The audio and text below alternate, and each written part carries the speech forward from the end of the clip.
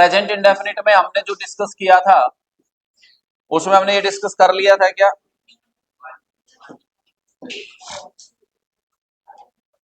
कि present indefinite tense imperative sentence में use होता है, पढ़ लिया था। ठीक है, तो नेक्स्ट रूल नंबर कौन सा है अब लिखिए। देखो इसमें समझना, ये सिंपल रूल है, ये सिंपल रूल है। तो अब चूंकि मेरे भी कॉम्पिटिटर आ गए हैं, जो जैसे कि अदम ने कहा कि सर वो तो बहुत आपके मुकाबले सीधे सर हैं, वो तो कह देते हैं कि आप नोट कर लो, ये कर लो, है ना। तो अब तुम इस रूल को नोट कर सकते हो साथ के साथ, क्योंकि इतना कोई बड़ा है नहीं ये।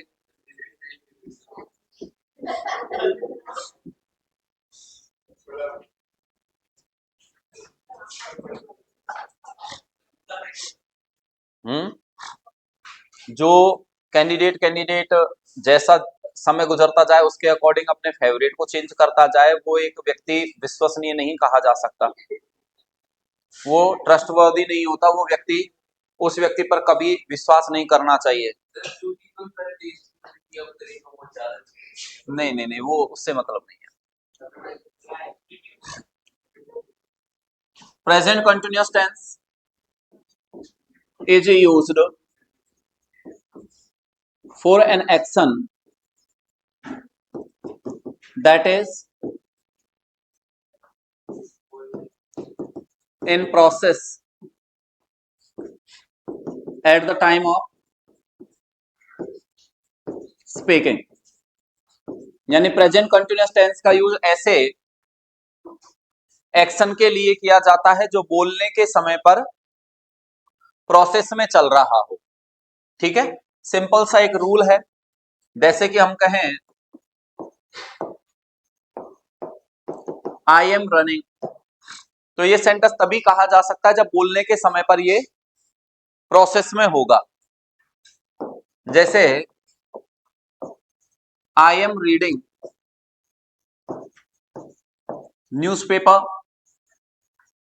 तो ये भी तभी कहा जा सकता है जब आप बोलने के समय पर इस काम को कर रहे हो।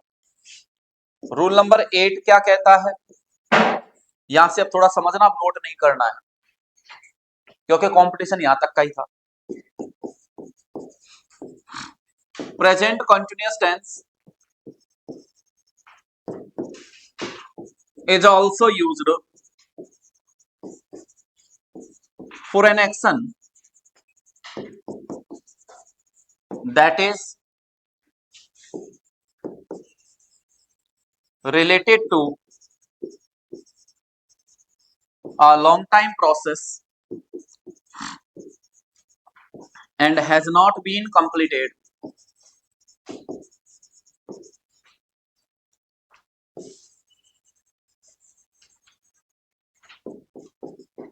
till the time of speaking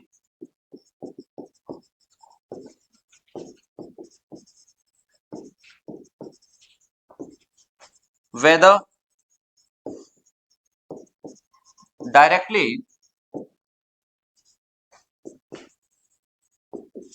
that action is not in process at the time of speaking। ये रूल क्या कह रहा है समझना इसको एक बार, कि प्रेजेंट कंटिन्यूअस ऊपर तो हमने लिखा था कि प्रेजेंट कंटिन्यूअस टेंस ऐसे एक्टिविटी के लिए यूज होता है जब बोलने के समय पर प्रोसेस में हो। लेकिन नेक्स्ट रूल कहता है कि अगर मान लो एक ऐसी एक्टिविटी की हम बात कर रहे हैं जो लॉन्ग टाइम प्रोसेस को रिप्रेजेंट करता है। लॉन्ग टाइम प्रोसेस का मतलब कोई ज्यादा बड़ा समय होना ही नहीं होता। लॉन्ग टाइम प्रोसेस का मतलब होता है जिसके बीच में आप अपने डेली रूटीन के काम भी कर सकें, वो कहलाता है लॉन्ग टाइम प्रोसेस वाला वर्क। कोई लॉन्ग टाइम प्रोसेस वाला वर्क यदि है और बोलने के समय तक पूरा नहीं हुआ है अभी, तो भले ही प्रत्यक्ष रूप से डायरेक्टली वो बोलने के समय पर प्रोसेस में हो या ना हो, कोई फर्क नहीं पड़ता। जैसे फॉर एग्जांपल आप किसी एग्जाम की प्रिपरेशन कर रहे हैं, तो एग्जाम की प्रिपरेशन जो कर रहे हैं तो उस एग्जाम की प्रिपरेशन एक शॉर्ट टाइम प्रोसेस तो वर्क है नहीं। अब मान लो कि राज मुझे मार्केट में मिले, वहां मैं राज से पूछूं व्हाट आर यू डूइंग, तुम क्या कर रहे हो, तो एक ऐसा आई am preparing for this exam. मुद्दा तो वही है कि घूम तो बाजार में रहा है, बात कर रहा है मुझसे, तो प्रिपरेशन कहां हो रही है फिर। लेकिन हम अच्छे तरीके से जानते हैं कि एग्जाम की प्रिपरेशन करना शॉर्ट टाइम प्रोसेस वर्क नहीं है, वो लॉन्ग टाइम प्रोसेस वर्क होता है। तो इसका मतलब है भले ही प्रत्यक्ष रूप से वो बोलने के समय पर प्रोसेस में ना हो, कोई फर्क नहीं पड़ता इस बात का, तो भी वो प्रेजेंट कंटिन्यूअस टेंस का ही यूज करेगा। ये आपको विशेष ध्यान रखना है। क्लियर है? जैसे कि एग्जांपल के तौर पर हम यही सेंटेंस लिख लेते हैं, I am preparing for civil service exams.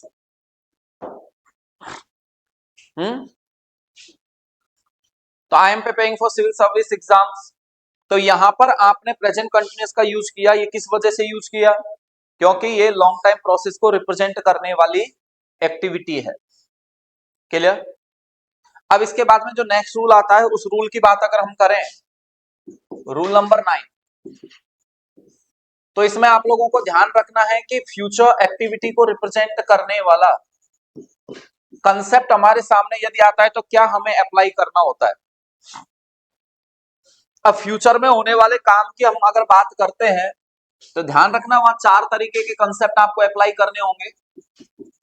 अगर फ्यूचर में होने वाला कोई कार्य जो होता है वो कैसा हो, यदि इंडेफिनिट होता है तो वहां आप लोगों को यूज करना पड़ता है शैल, और फिर बाकी इसके बाद में रूट फॉर्म तो लगाएंगे लगाएंगे, तो हमें पता है शैल का यूज करोगे आप आई और वी के साथ, और अदर्स के साथ यूज होगा किसका? विल का। लेकिन यदि मान लीजिए कोई भी एक्टिविटी डिसाइडेड बाय डूअर है, किसी डूअर के द्वारा डिसाइड की गई है, डूअर डिसाइड कर लेता है कि हाँ मुझे ऐसा करना है, अगर वो ये डिसाइड कर लेता है तो आप ध्यान रखिएगा वहां पर भी ये 2 ही स्ट्रक्चर इसी तरीके से आती है, लेकिन वहां सिचुएशन बदल जाती है आने को, तो वहां पर भी विल और शैल ही आएंगे। लेकिन अब सिचुएशन बदल जाती है, विल आ जाता है आई और बी के साथ, और अदर्स के साथ आएगा कौन? शैल आने लगता है। क्लियर है? अब इस चीज को थोड़ा सा अलग तरीके से समझना आप। अलग तरीके से कैसे? जैसे हमारे यहां पर कुछ कंसेप्ट होते हैं, जैसे कि एक कंसेप्ट होता है, मैंने आपको बता भी रखा है इसका, इंटेंशन, कंपल्सन और पर्पज। ये अलग तरीके से बनने वाले सेंटेंस होते हैं। Intention, compulsion and purpose. Intention जब भी होता है, इंटेंशन का मतलब होता है इरादा, और कंपल्सन यानी होता है क्या? मजबूरी। ठीक है? पर्पज का मतलब तो उद्देश्य होता ही है। ठीक है भाई? जब भी आप इंटेंशन रिप्रेजेंट करना चाहें तो आप लोगों को वहां पर यूज करना होगा is, am, are, was were plus CI use करना होगा।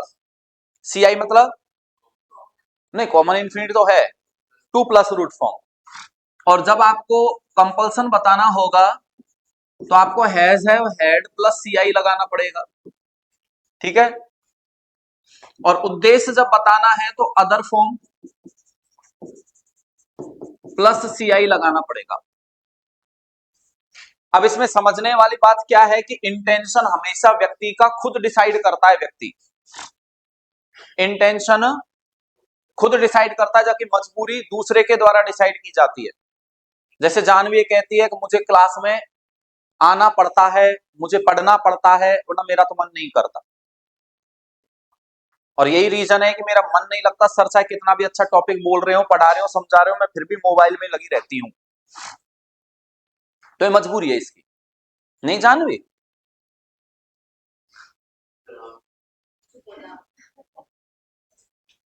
क्या क्या तू क्या बोल रहा? हाँ तो करेगी तो वो तो सही है, तो इसमें तू क्यों बोल रहा है बीच में? पर तू भी सुनेगा नहीं कुछ ना कुछ तो फिर। तो ये मजबूरी हो गई। इंटेंशन हमेशा व्यक्ति खुद डिसाइड करता है, और इसीलिए देखो हम हिंदी के सेंटेंसेस के अकॉर्डिंग ट्रांसलेशन अगर करना चाहें ना तो वो होगा नहीं, क्योंकि हिंदी के अकॉर्डिंग जैसे मैंने एक सेंटेंस बोला, जैसे आप तो खैर काय कोई बोलोगे ऐसा, मुझे पढ़ना है, ये तो आप तो नहीं बोलते, मुझे तो, ऐसे तो आप तो ये बोलते हो मुझे, हाँ, पढ़ना पड़ता है। लेकिन अब मैंने डांट दिया जानवी को, जानवी को कहा, मैंने कहा नहीं, फीस जमा कराई है पढ़ने कॉलेज में, तुझे पढ़ना है। अब समझना ध्यान से, तुम्हें पढ़ना है,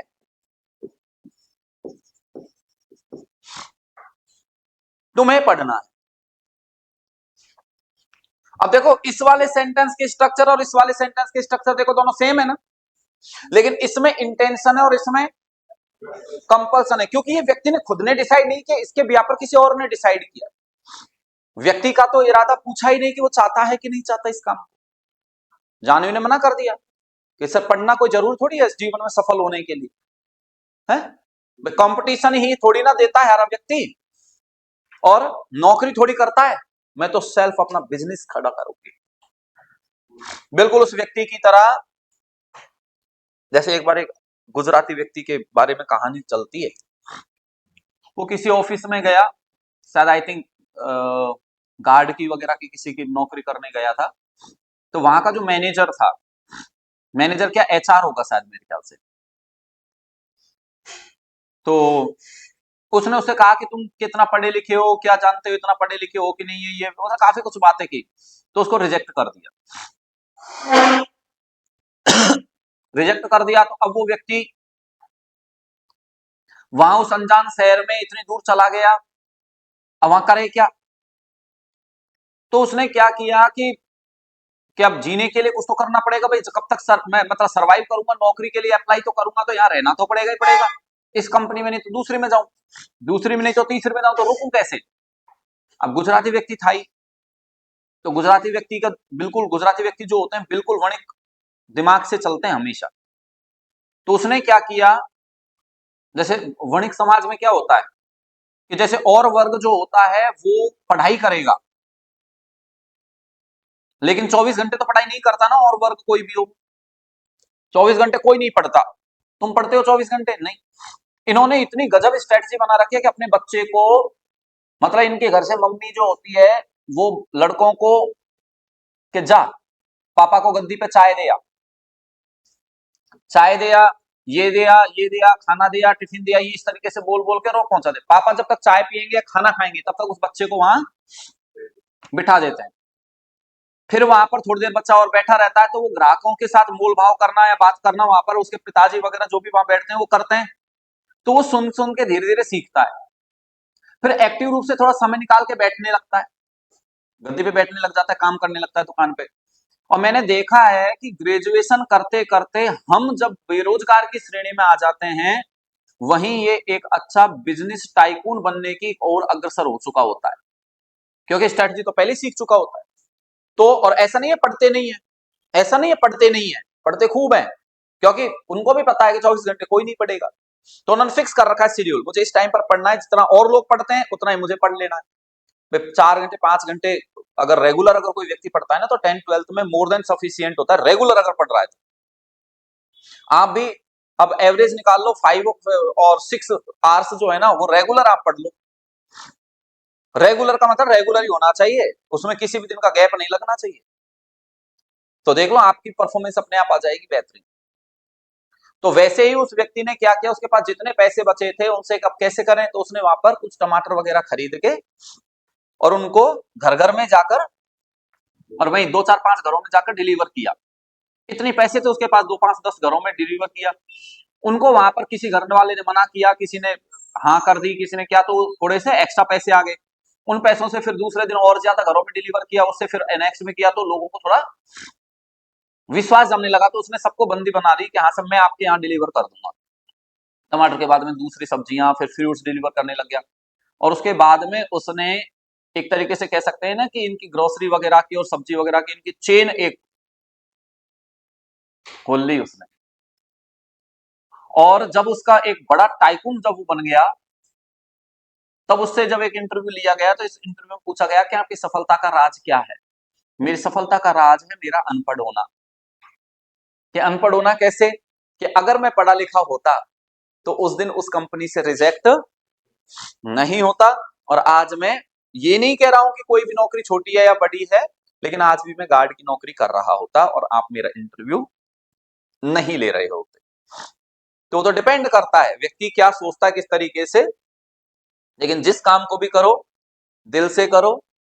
कुछ व्यक्ति जो हैं उनको तो देखा है ना कि आज इस काम को किया, 2 5 10 दिन सफलता नहीं मिली तो अरे यार नहीं।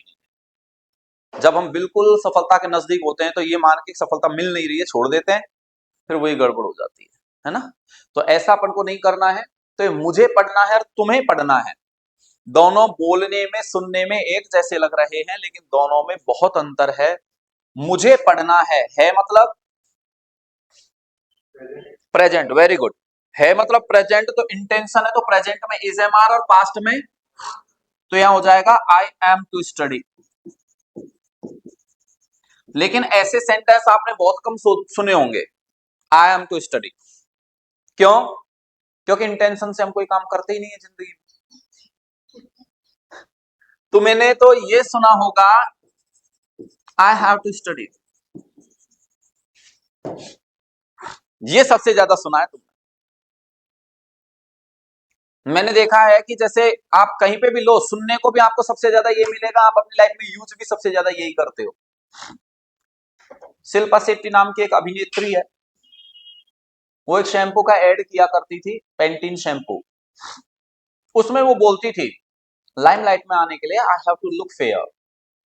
बोला था उस एड में, मैंने सुना लाइमलाइट में आने के लिए I have to look fair. तो I have to look fair, limelight में आने के लिए मुझे कैसा दिखना पड़ता है? फेयर, सुंदर दिखना पड़ता है। सुंदर नहीं दिखे तो फिर कौन पूछे अपन को? तो इसलिए मुझे मेरे बालों की भी केयर करनी पड़ती है। चलो मान ली बात। इसके बाद में मैंने देखा एक मूवी आई थी टेबल नंबर 21, जयपुर के लड़के राजीव खंडेलवाल ने उसमें शायद काम किया था, मुझे ज्यादा तो पता नहीं है खैर। तो उसमें परेश रावल नाम के एक और अभिनेता थे, शायद, ज्यादा तो मुझे नहीं पता। वो गेम खेलते हैं उनके साथ, और गेम खेलते हैं तो उसमें कंडीशनल सेंटेंस अप्लाई करते हैं जो आपके आगे आने वाला है, कंडीशनल सीक्वेंस ऑफ टेंस के अंदर में ही, जिसमें वो कहते हैं if you like you will die. इसको हम कहते हैं ओपन कंडीशन, पॉसिबल कंडीशन, जिसमें एक रूल चलता है कि इफ वाले पार्ट में यदि प्रेजेंट इंडेफिनिट टेंस आता है तो आगे विल शैल कैन में प्लस रूट फॉर्म का यूज करना पड़ेगा। तो परेश रावल ने भी इंग्लिश अच्छे से पढ़ी थी तो उसने सेंटेंस सही बोला था। अब क्या हुआ कि वो रूल तोड़ देते हैं, एक बार झूठ बोल देते हैं। राजीव खंडेलवाल की वाइफ का जो रोल प्ले करती है लड़की, वो झूठ बोल देती है। झूठ बोल देती है तो परेश रावल उसके सामने रिवॉल्वर मतलब करके, और फिर वो कहता है तुमने झूठ बोला है so she has to die. किस भाव को बता रहा है वो? कंपल्सन या इंटेंशन? कंपल्सन। भाई उसकी मजबूरी है, खुद थोड़ी मरना चाहती है, पर भाई मरना तो पड़ेगा, झूठ बोला। तो उसमें मूवी में मैंने देखा उसने इंग्लिश में बोला था so she has to die. ऐसे एक मूवी और आई, चलो ये तो ऐसी भूली बिसरी मूवी थी, कोई बड़ी बात नहीं है। एक मूवी आई थी जिसके आजकल रील्स वगैरह शॉर्ट्स पुरानी मूवीज के बना बना के डालते रहते हैं ना लड़के, मतलब कैंडिडेट्स जो डालते रहते हैं लड़के, तो क्या लड़कियां भी कम नहीं है। तो उसमें एक मूवी आई थी जोकर नाम से, अक्षय कुमार और सोनाक्षी सिन्हा की। हाँ? अक्षय कुमार वहां साइंटिस्ट का रोल प्ले करता है, यूएसए में साइंटिस्ट रहता है। उसके गांव का नाम रहता है पगलापुर, जो एमपी राजस्थान और इनके बॉर्डर पर होता है। कोई भी स्टेट उसको अपने टेरिटरी में शामिल नहीं करता। तो एक बार उनके गांव की स्थिति बहुत बेकार रहती है, तो उसके दादाजी जो होते हैं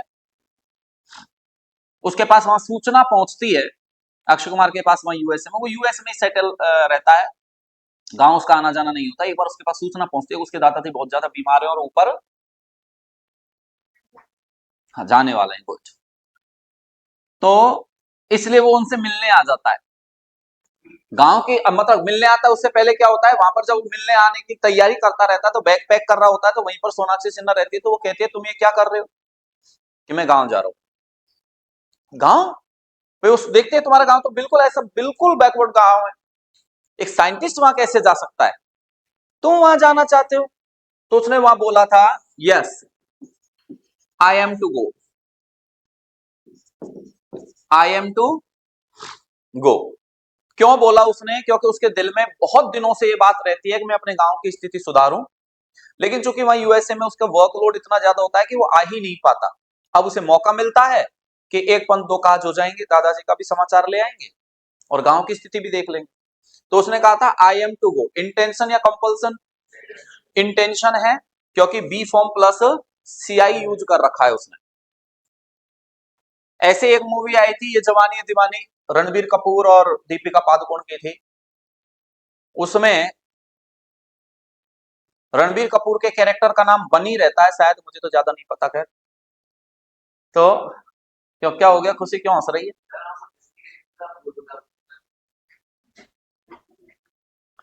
तो वो क्या है, एक बार ट्रैकिंग करते रहते हैं और जब माउंटेनिंग करते रहते हैं उस ट्रैकिंग पर, तो उन्हीं के ग्रुप में एक लड़की और रहती है लारा नाम की, शायद मुझे तो ज्यादा नहीं पता। गया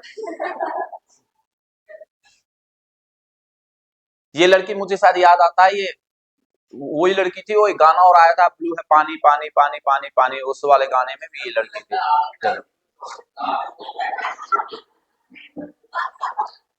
तो वो लड़की जो रहती है वो रणबीर कपूर के ग्रुप में रहती है और दीपिका पादुकोण दूसरे ग्रुप में रहती है।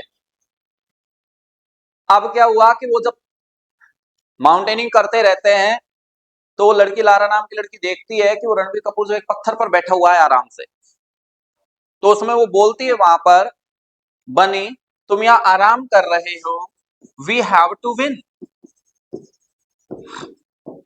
वी हैव टू विन, बोलती है उसमें वो, वी हैव टू विन।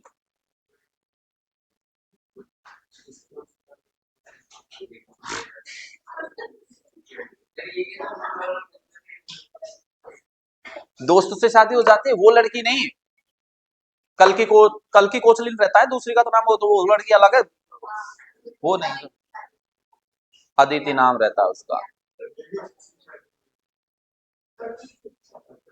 तुम छोड़ो, तो शादियां खूब हो रही हैं, उनसे उनसे क्या लेना देना है। We have to win, concentration बेटा, कंसंट्रेशन। तो वी हैव टू विन उनकी मजबूरी थी या इंटेंशन था? मजबूरी थी, कंपल्सन था। क्यों था? क्योंकि इस मूवी को जब आप देखोगे तो पता लगेगा कि वो माउंटेनिंग करने से पहले उन लोगों के बीच में शर्त लग चुकी थी कि जो भी हारेगा वो टेंट लगाएगा और खाना बनाएगा। फिर वो धोखे से दीपिका पादुकोण को वहां पर क्या करता है, बांध के चला जाता है और खुद जीत जाता है, वरना दीपिका जीत रही होती है। बाद में वो दीपिका को ही क्या खाना बना ना रहता है और शायद उसमें पराठे बनाती है वो, मुझे तो ज्यादा नहीं पता। खैर पराठे बनाती है, नहीं वो तो मुझे एक्चुअली इसलिए ध्यान रह गया, वो लारा नाम की लड़की रहती है, वो फिर क्या कर, बनी जो होता है ना रणबीर कपूर, वो दूसरी जगह कहीं कोई पार्टी चल रही होती है, उसमें उनको इनवाइट कर लिया जाता है, तो वहां आता है कि चलो चलो हमको पार्टी में इनवाइट किया उन्होंने, तो लारा नाम की लड़की उस दीपिका पादुकोण को चिढ़ा के जाते, ओ सो सॉरी तुम्हारे पराठे किसी ने नहीं खाए, तो इसलिए मुझे याद रह जाता है कि उसने पराठे बनाए थे वहां। तो यहाँ पर ये क्या है, कंपल्सन का भाव है। चलो इसको छोड़ो, मूवी वगैरह में ये नहीं कहूंगा कि अब आप ये कह सकते हो कि सर मूवी हम अपने इंटरेस्ट के लिए देखने जाएं कि इंग्लिश पढ़ने जाएं, हैं? अब हालांकि यही रीजन है, ये जो कारण है ना, यही कारण है कि मेरे साथ कोई मूवी देखने जाता नहीं है, मेरे फ्रेंड सर्कल में कोई नहीं जाता, वो कहता है नहीं तू वहां पे क्या है कि और ही चीज हमें लॉजिक लगाता रहता है, तो तू अकेला देख, तो मैं अकेला देखने जाता हूँ, बहुत बढ़िया रहता है, अकेले की होड़ नहीं होती। हमारे यहाँ स्टीवेंसन साहब ने, अभी मैंने तुमको थोड़े दिन पहले बताया था ना, वॉकिंग टूर्स वाला एक वो निकाल के बताया था, उसमें उन्होंने यही बताया है कि अगर मान लो आपको वास्तव में भ्रमण करना है और प्रकृति का आनंद लेना है या किसी भी चीज का आनंद लेना है तो वह अकेले ही जाओ। ग्रुप में जाते हो तो आप उस व्यक्ति के अकॉर्डिंग भी आपको चलना पड़ता है। वो तेज चलेगा तो आपको तेज चलना पड़ेगा, वो धीमे चलेगा तो आपको अपनी पेस, यहां आप खुद अपनी पेस डिसाइड नहीं कर सकते, गति डिसाइड नहीं कर सकते, वहां आप अपनी मर्जी से चलते हो एंजॉय करते हुए, तो वो रीजन है। खैर जो भी, मैं आपको एक बेहतरीन एग्जांपल देता हूं एक न्यूज का। रोजर फेडरर जानते हो, बेहतरीन क्रिकेटर हुए अपने टाइम के। अच्छा टेनिस प्लेयर हैं क्या, ठीक है।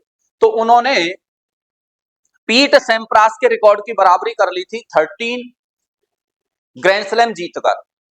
और जब एक नए ग्रैंड स्लैम में पार्टिसिपेट कर रहे थे तो उनके लिए न्यूज आई थी जीतने से पहले, फेडरर, ध्यान देना मैं क्या बोल रहा हूं, Federer has to win, Federer has to win one more grand slam to become the greatest player in the tennis world. उनके लिए ये न्यूज आई थी, Federer has to win one more grand slam to become the greatest player in the tennis world. कि Federer का इरादा है या मजबूरी है, मजबूरी है वहां एक और ग्रैंड स्लैम जीतना। अगर वो बनना चाहते हैं क्या, ग्रेटेस्ट प्लेयर बनना चाहते हैं टेनिस वर्ल्ड में, तो एक और ग्रैंड स्लैम जीतना होगा। ऐसे नहीं हाथ जोड़ के मुझे तो बना दो, वैसे ऐसे नहीं बनेगा। तो ये इंटेंशन और कंपल्सन वाला भाव अलग चीज हो गई, लेकिन आप ध्यान रखना कि यहां डिसाइडेड बाय डूअर होता है, यानी डूअर ने डिसाइड किया कि हाँ मैं ऐसा करूंगा। काम होना निश्चित नहीं हुआ है, काम होगा कि नहीं होगा ये बाद की बात है, लेकिन डूअर ने डिसाइड कर लिया है तो उसके लिए भी हम ये स्ट्रक्चर फॉलो करेंगे।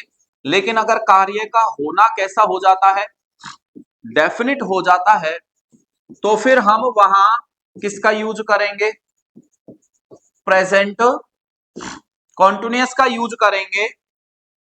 और अगर मान लीजिए कोई भी एक्टिविटी प्लान्ड है या फिर कैसी है, शेड्यूल्ड है, तो आपको प्रेजेंट इंडेफिनिट यूज करना पड़ेगा। क्या यूज करना पड़ेगा, प्रेजेंट इंडेफिनिट यूज करना पड़ेगा, जबकि हैं सभी के सभी फ्यूचर एक्टिविटीज। जैसे कि एग्जांपल के तौर पर हम देखते हैं, जैसे मैं आपको एक एग्जांपल के तौर पर समझाऊं, देखो मूवी वगैरह देखते तो होंगे ना वैसे आप लोग। एक पुरानी मूवी आई थी, आपकी उम्र से पहले की मूवी है, देवदास। शाहरुख खान, ऐश्वर्या राय, माधुरी दीक्षित, जैकी श्रॉफ, किरण खेर, ये इसमें लीड कैरेक्टर्स है। नहीं है, पर तुम जानते भी तो नहीं होंगे, तुम तो इनको ही नहीं। हाँ पर मुझे ज्यादा पता नहीं है।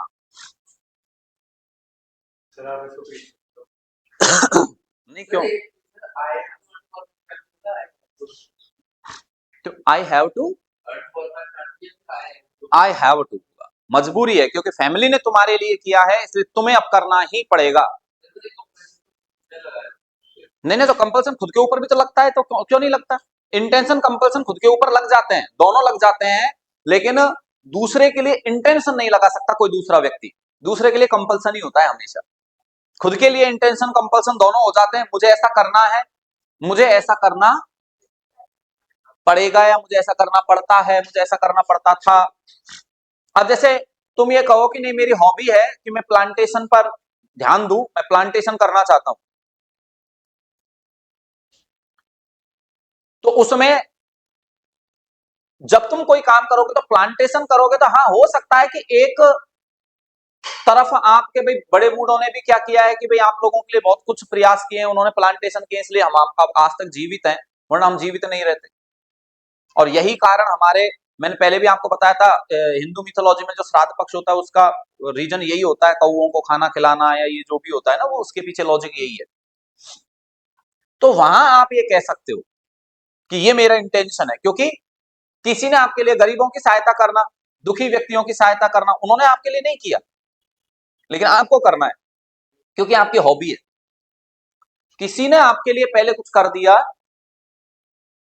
है ना, उसके लिए फिर आप वापस अगर रिटर्न कर रहे हो तो वहां वो मस्ट का काम हो जाता है, और मस्ट हमेशा रिटर्न को बताता है, कंपल्सन हो जाता है मस्ट, और इसलिए मस्ट हमेशा कंपल्सन को रिप्रेजेंट करता है। तो अगर किसी जगह has, have, had plus CI use नहीं अगर हो रहा है तो आप मस्ट यूज कर लो। मस्ट रिप्लेस कर सकता है इनको, और मस्ट को ये रिप्लेस कर सकते हैं। एग्जाम में आया हुआ क्वेश्चन है, जैसे मान लीजिए आपको एक क्वेश्चन इस तरीके का दे दिया जाए,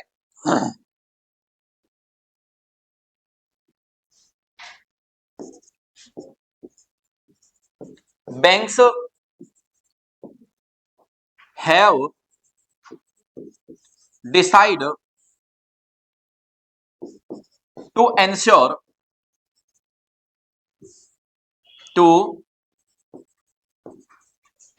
that 18% of their loan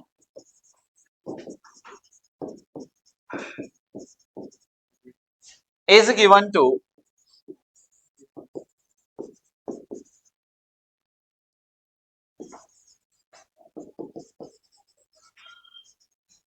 agricultural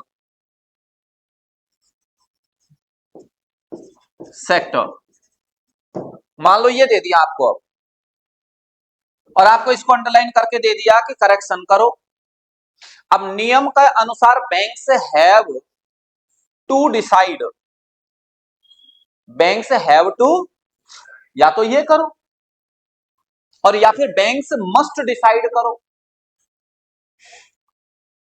दोनों में से कोई भी जो ऑप्शन में आएगा ना वो सही है। इसके सेंटेंस इंप्रूवमेंट के क्वेश्चन आते हैं ना, तो उसके लिए यहां आप ऑप्शन में या तो हैव टू डिसाइड करो, और या फिर इसके स्थान पर कर सकते हो आप क्या, क्योंकि दोनों ही स्ट्रक्चर कंपल्सन को बताती हैं, तो इसलिए अलग अलग तरह का कंसेप्ट अलग अलग कंसेप्ट के साथ रिप्रेजेंट आपको करना होता है।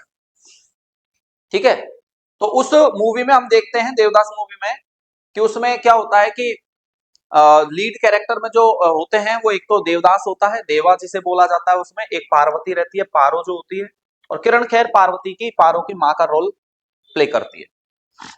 पारो की माँ के दिमाग में, पारो की माँ के दिमाग में, पारो के बचपन से एक दिमाग में उसके कंसेप्ट रहता है कि दोनों पारो और देवदास दोनों हम उम्र होते हैं, एक साथ खेलकूद कर बड़े होते हैं। तो पारो की माँ के यानी किरण खेर के दिमाग में एक बात रहती है कि काश भविष्य में जाकर पारो की शादी किससे हो जाए, देवदास से। तो इन चारों में से उसका ये सोचना किस कंसेप्ट को रिप्रेजेंट करता है, प्लान्ड को। क्या प्लानिंग है इसमें, क्या प्लानिंग कर ली उसने? उसने कहा काश, काश, और काश का होने का मतलब ये इंडेफिनिट सिचुएशन है वहां। काश, इसलिए मैंने काश पे जोर दिया था पहले। अब वो क्या होते हैं कि दोनों, वो पढ़ने बाहर चला जाता है, विदेश चला जाता है, वहां से जब लौटता है तो अब एक सीन आता है वहां पर कि देवदास के घर पर कोई प्रोग्राम रहता है। वहां वो सगुन का सिक्का लेकर पार्वती की माँ अपनी बच्ची की सगाई के लिए, उसका रिश्ता मांगने के लिए जाती है। वहां उस देवदास की भाभी के भड़काने से देवदास की माँ उसका बहुत ज्यादा अपमान करती है, थाली फेंक देती है और फिर किरण खेर वहां पर एक स्टेटमेंट बोलती है कि जिस लक्ष्मी को तुमने ठुकराया है उसी लक्ष्मी की सौगंध खाकर कहती हूँ 7 दिन के भीतर अगर तुमसे ऊंचे खानदान में उसे ना ब्याह दिया तो 8वें दिन बिना पूछे मेरा मातम मनाने आ जाना। ये स्टेटमेंट बोला था उसने। 7 दिन के अंदर तुमसे ऊंचे खानदान में ना ब्याह दिया तो बिना पूछे मेरा मातम मनाने आ जाना। उसका ये बोलना किसको रिप्रेजेंट करता है? Decided by doer. डूअर ने डिसाइड किया है। हो सकता है 8वें दिन मातम मनाने जाना पड़े, नहीं मिले कोई रिश्ता, नहीं क्या भाई, पर डूअर ने डिसाइड किया अभी। लेकिन पारो की शादी के कार्ड छप गए, अब डेफिनिट हो गया। और पारो की शादी के कार्ड में जो छपा हुआ है, तेल विनायक, भात, चाक है, बारात आगमन, पाणी ग्रहण संस्कार, तारों की छांव में, जब बेटी होगी विदा, भीगी पलकें, ऐसे जो लिखा रहता है वो सब किसमें आता है?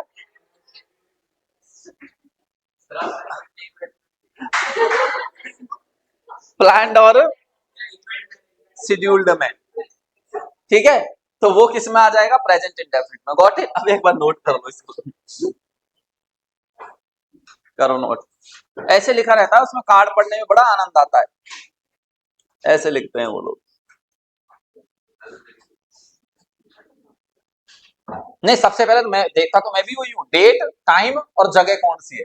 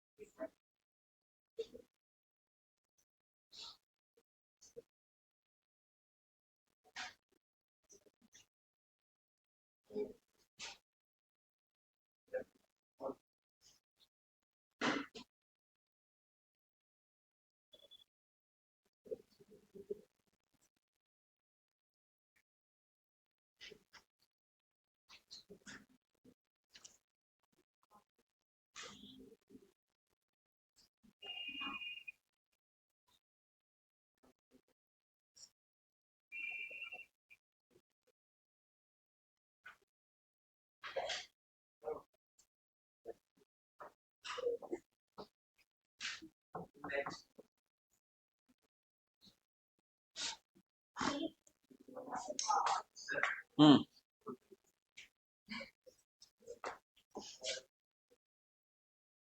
ठीक है।